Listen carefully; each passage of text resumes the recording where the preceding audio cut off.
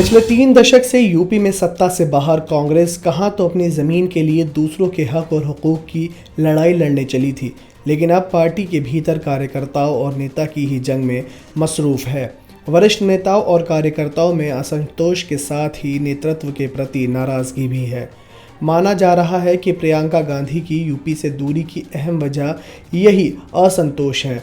दरअसल कांग्रेस महासचिव के इर्द गिर्द के लोग नहीं चाहते कि कार्यकर्ताओं और नेताओं का ये गुस्सा खुलकर प्रियंका के सामने आए। बीते साल प्रियंका गांधी आधिकारिक तौर पर राजनीति में आई।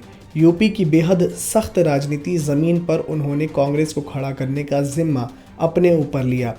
शुरुआती वक्त में उन्होंने कई घंटे पार्टी कार्यालयों के भीतर बैठकर हर ज़िले के लोगों से मुलाकात की, योजनाएं भी बनाई। कुछ मौक़ों पर उन्होंने पार्टी की अगुवाई कर कार्यकर्ताओं में जोश भी भरा। हालांकि ये सिलसिला कुछ वक्त बाद थम गया था।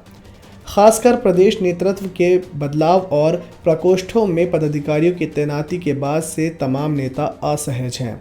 पार्टी के एक वरिष्ठ कार्यकर्ता का कहना है कि कांग्रेस ज़्यादातर इकाइयों के प्रमुख वो लोग हैं जिनकी कांग्रेस में उम्र 1 दशक भी नहीं है।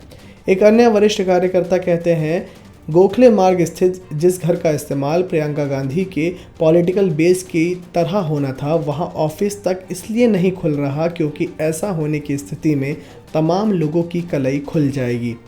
कांग्रेस के भीतर ही लोगों का मानना है कि प्रियंका का फीडबैक सिस्टम कुछ ही लोगों तक सीमित है। उनमें वही लोग हैं जिनका काम करवाने की जिम्मेदारी दी गई है। इन लोगों ने पार्टी में हर कुर्सी अपने करीबियों को थमा दी है। वही लोगों की नाराज़गी उच्च स्तर तक पहुंचती नहीं और अगर पहुंचती भी है तो उसे दूसरा मोड़ दे दिया जाता है। मसलन ज़िला की कमेटियां बनने के बाद अलग अलग ज़िलों से पदाधिकारियों ने इस्तीफ़े दे दिए।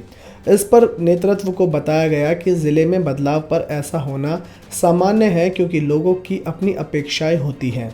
पार्टी के भीतर लोगों का आरोप है कि प्रियंका से मिलने का रास्ता कुछ गिने चुने लोगों से होकर ही जाता है।